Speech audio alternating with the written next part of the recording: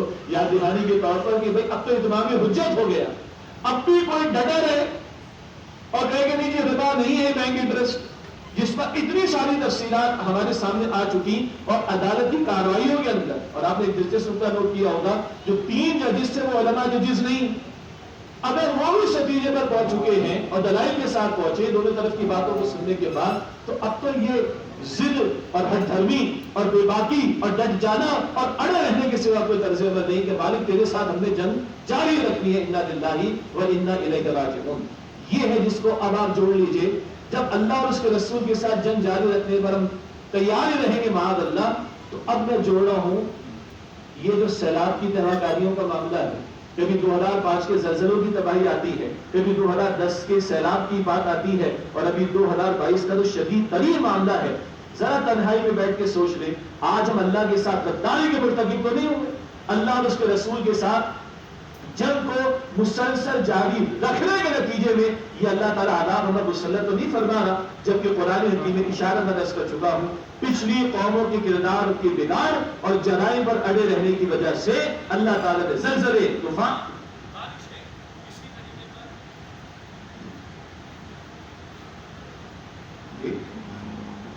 اچھا ریپیٹ کر ٹھیک ہے جی. تو عرض کرنے کا مطلب ہے ٹھیک ہے جناب جی، عرض کرنے کا مطلب ہے کہ پچھلی قوموں کے حالات کو دیکھ لیں، جب وہ اڑی رہی جرائم پر تو اسی نوعیت کی کیفیات جن کو ہم عذاب کہتے ہیں اللہ تعالیٰ نے مسلط کی.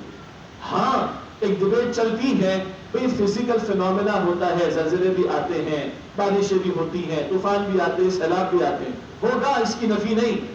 مگر اس کی میٹا فزیکل کازز بھی ہوا کرتی. اللہ کا کلام بتاتا ہے قوموں کے کردار کی بگاڑ کی وجہ سے بھی اللہ تعالیٰ کبھی سیلابوں کو، کبھی زلزلوں کو، کبھی پتھروں کے برسائے جانے کو، کبھی شعلے کے برسائے جانے کو مسلط فرما دیتا ہے. تو غور طلب بات یہ ہے کہ اتنا بڑا جرائم تو اور بھی ہیں.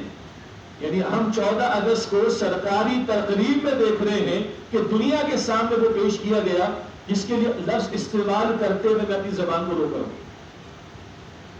14 اگست کی سرکاری تقریب میں دنیا کے سامنے ہمیں رقص و سرور یہ ہلکا لفظ استعمال کر رہے ہیں، وہ ہمیں پیش کر کے دکھایا دس از وی آر. اور وہ جن کی طرف اشارہ کیا جو لبریشن کے لیے آئے تھے انہوں نے بھی جلسے بنائے،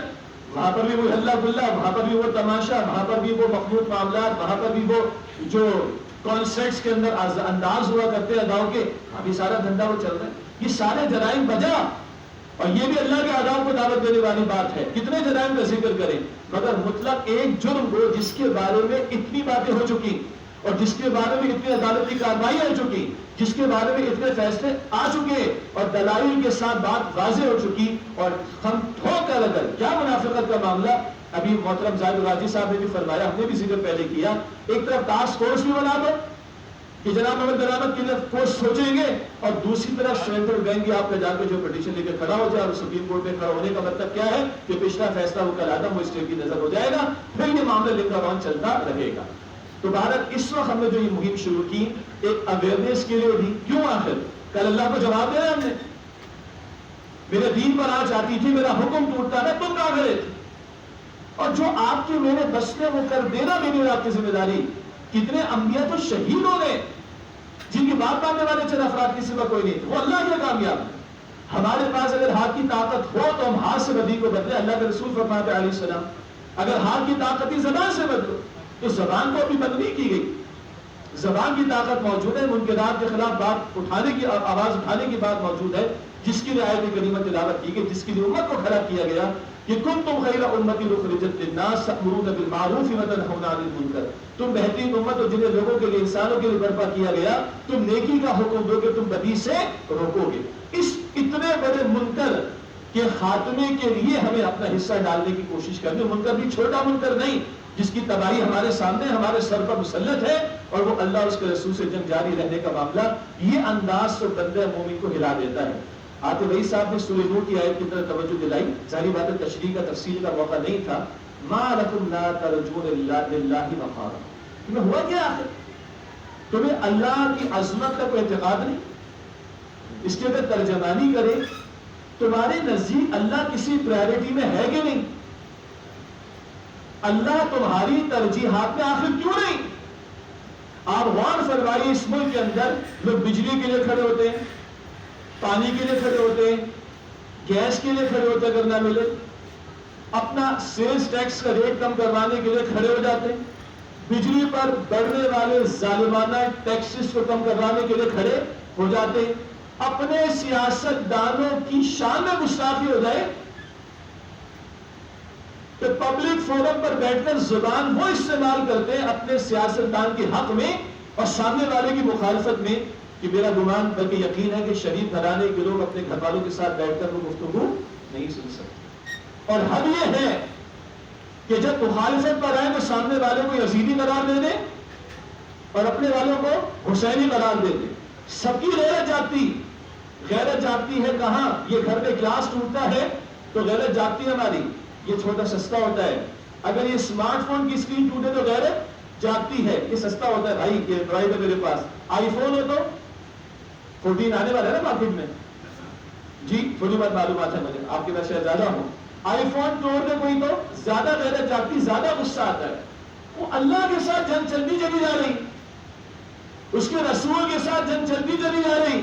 مگر غیرت اگر نہیں آ رہی تو بندے مومن کو اپنے ایمان کا تجزیہ کرنے کی ضرورت ہے، اس احساس کے ساتھ کہ ہم تو اپنا اظہار کریں اس کے بارے میں، اور جو اویئرنیس ہو سکتی اپنی آپ دہانی کے لیے پہلے۔ ہاں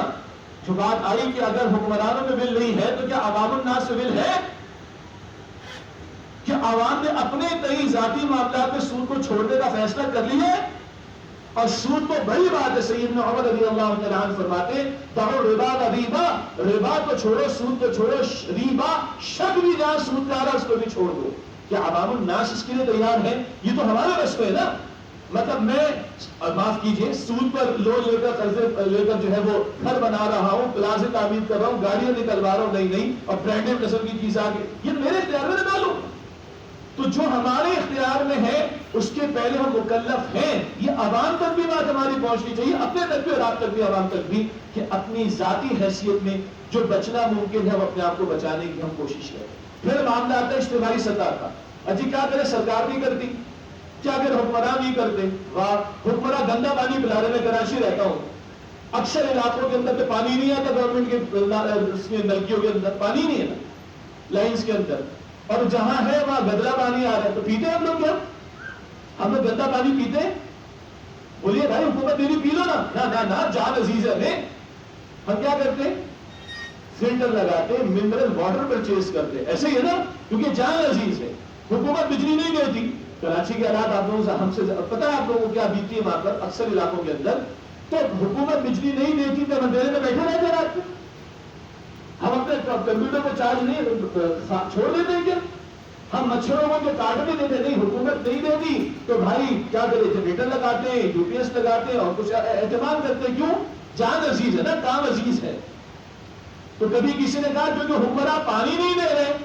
تو چلو گندا پانی پی لیتے ہیں، حکمراں اگر جناب بجلی نہیں دے رہے تو مچھروں کو کاٹنے دیتے ہیں، باقی چیزوں کو قیاس کر لیجیے، عوام کھڑے ہوتے ہیں یا تو کوئی متبادل بندوبست کرتے ہیں یا پھر جب زیادہ پریشان ہوتے ہیں تو پھر کیا کرتے ہیں، سڑکوں پر آتے ہیں۔ ایک حد تک تو بجلی کے بل چل رہے تھے نا، اس کے بعد کیا ہوا، سبھی پریشان ہوئے نا، تو کم سے کم ایک سال کے لیے بیک فٹ پہ ڈالے نا حکمرانوں کو۔ تو اگر باقی سارے حقوق ہمارے حقوق ہیں تو یہ کیا ہمارا حق نہیں ہے کہ یہاں سے سود کا دھندا ختم ہو؟ کیا یہ ہمارا حق نہیں ہے کہ یہاں پہ شریعت کا حکم قائم ہو؟ کیا یہ ہمارا حق نہیں ہے کہ زمین پر اللہ کا دین قائم ہو؟ کیا اس حق کے لیے کھڑا ہونا بھی ہمارا تو فرض ہے کہ نہیں؟ تو انفرادی سطح پر بچنے کی کوشش جہاں تک بچ سکتے ہیں، اور اسی بات کو آگے بڑھانا، یہ تو ہوا پبلک اویئرنیس کا معاملہ۔ اور اجتماعی سطح پر ایک وہ کوشش ہے جو وقت کے نظام کے اندر رہتے ہوئے عدالتی کاروائیاں، وہ تو ان سے پوچھنا آتے وہی صاحب سے، اور ہمارے جماعت اسلامی کے جو وکلاء اور حضرات تھے، تنظیم اسلامی کے وکلاء اور حضرات تھے، میں تو 2 دفعہ گیا ہوں، کراچی سے فلائٹ کے ہو کر واپس آ گیا، ایک دفعہ پروسیڈنگ کے درمیان، ایک دفعہ فیصلے، یہ تو برسوں سے گئے، ان سے بلا کے پوچھے کتنے پاپڑ ملنے پڑتے ہیں، کتنا تحمل، صبر، برداشت، اور اس کے بعد کیا ہوا، بڑا خوبصورت بڑا پیارا فیصلہ، اور اس کے بعد کیا ہوا، وہ ساری تفصیل آپ کے سامنے آ چکی ہے۔ وہ کاروائی اپنی جگہ ہم نے کرنی انشاءاللہ تعالیٰ، وہ محاذ نہیں چھوڑنا۔ ان حضرات آتے بھائی صاحب ہو، ہمارے تنظیم کے اور حضرات ہوں، وکلاء ہو، جماعت اسلامی کے حضرات ہوں، وکلاء ہوں، مولانا زاہد الراشدی صاحب، ان کی تحریک استدلال سود، ان کے علماء، دیگر حضرات ہوں، جس نے اپنا حصہ ڈالا وہ تو اللہ کے اجر پائے گا انشاءاللہ، وہ محاذ نہیں چھوڑنا۔ لیکن میرے بھائیوں بزرگوں، ایک عوامی تحریک کا معاملہ، جس کو انگریزی میں آج کل ہم پبلک پریشر کہتے ہیں، ایک عوام کے دباؤ کا معاملہ، ہم سمجھتے ہیں کہ اس پہلو پر بھی غور کرنے کی شدید ضرورت ہے۔ ہمارے محترم بھائی شروع میں آپ کو سنا رہے تھے مفتی تقی عثمانی صاحب کی کلپ کا معاملہ، جب وہ بات کر رہے تھے تو مجھے مسکراہٹ آئی تھی، شاید آپ نے نوٹ کیا، اس کی وجہ میں بتا دیتا ہوں۔ وہ کلپ میں نے بھی کراچی میں بہت سے اپنے اس طرح کے پبلک پلیسز میں سنایا۔ یہ کلپ ہے 2018 کا، جب ایک ریاستی بیانیہ آیا تھا ہمارے یہاں، جو خاص اداروں کی طرف سے تھا، اور ان اداروں نے علماء سے بیانیہ اس پہ سائن لیا، جس میں مفتی منیب الرحمان صاحب نے اختلافی نوٹ پہ لکھا تھا، باقی حضرات نے اتفاق کیا، اور اس کے بعد تمام صوبوں کی سطح پر علماء کا ایک اجلاس تھا، علماء کا، صرف علماء کرام تھے اس میں، اور جو سندھ کا اجلاس ہے اس میں 25 منٹ کی تقریر تھی مفتی تقی عثمانی صاحب کی، اور یہ 25 منٹ کی تقریر آپ کو یوٹیوب پر اویلیبل ہو جائے گی، اور اس کا ایک حصہ ہے جو کراچی میں ہم نے اور جگہ پر بہت زیادہ سنایا، اور انہوں نے خاص انداز میں علماء سے کہا، میں آپ علماء سے پوچھتا ہوں، ہم نے آپ نے آج تک کوئی ایک تحریک کسی منکر کے خاتمے کے خلاف چلائی؟ اور پھر وہ الفاظ یہاں پر کوٹ کیے گئے کہ وہ اپنی داڑھی پر اور مخصوص انداز میں ہاتھ پھیر کر کہا کہ معاف کیجیے گا میری صاف گوئی کو، ہمارے حکمرانوں کو یہ بات انگریز کے دور سے سمجھ آ گئی ہے کہ جو جھوٹا لے کر آتا اس کی بات کو مان لیتے ہیں، اور اگلا جملہ جو سنایا گیا تھا کہ جتنا بڑا تگڑا جھوٹا لے کر آئے گا اس کی بات اتنی زیادہ مانی جائے گی۔ یہ تو ان کا کلپ ہے 2018 کا۔ ابھی اس فیصلے کے بعد چند کچھ عرصے پہلے اس سے میری ملاقات ہوئی، دارالفرنگی میں شفقت فرمائی انہوں نے، اور ہم نے یہ کہا کہ ہم کوشش کریں کہ اپنا حصہ ڈالیں آپ، تو انہوں نے ایک بات تو یہ کہی، بڑی قابل توجہ بات ہے، کہ اس فیصلے کی جو تحسین دینی طبقات کی طرف سے ہونی چاہیے تھی، اور جو آواز دینی طبقات کی طرف سے اٹھنی چاہیے تھی، افسوس ہے کہ وہ نہیں ہوا تھا۔ پھر انہوں نے اپنے خدشات کا کچھ اظہار کیا، وہ کچھ ٹیکنیکل باتیں وہ کرنے والی یہاں پر نہیں، دیگر باتیں بھی، اور پھر میں نے کہا کہ میں نے آپ کو ایک کلپ کافی جو ہے وہ چلایا ہے کراچی کے مختلف مواقع پر خطابات کے دوران، کہ بیٹا بات تو کچھ اسی طرح کی سمجھ آتی ہے، بات تو کچھ اسی طرح کی سمجھ آتی ہے کہ اب کچھ اس راستے کی طرف ہمیں توجہ کرنی ہوگی۔ میں نے درمیان میں کہا تھا کچھ تو حکمرانوں سے ریکویسٹ کریں گے، ظاہری بات ہے کہ بات تو پہنچانی چاہیے، ادیر نصیحہ قیل لمن یا رسول اللہ، فرمایا کہ للہ ولی کتابی ولی رسولی ولی ائمۃ المسلمین وعامتہم، حضور فرماتے علیہ السلام دین تو وفاداری رسول خیر خواہی کا نام ہے، یہ محتاط ایک ترجمہ ہے، وفاداری کس کے ساتھ؟ اللہ کے تعالیٰ کے ساتھ وفاداری، اس کی کتاب کے ساتھ وفاداری، اس کے رسول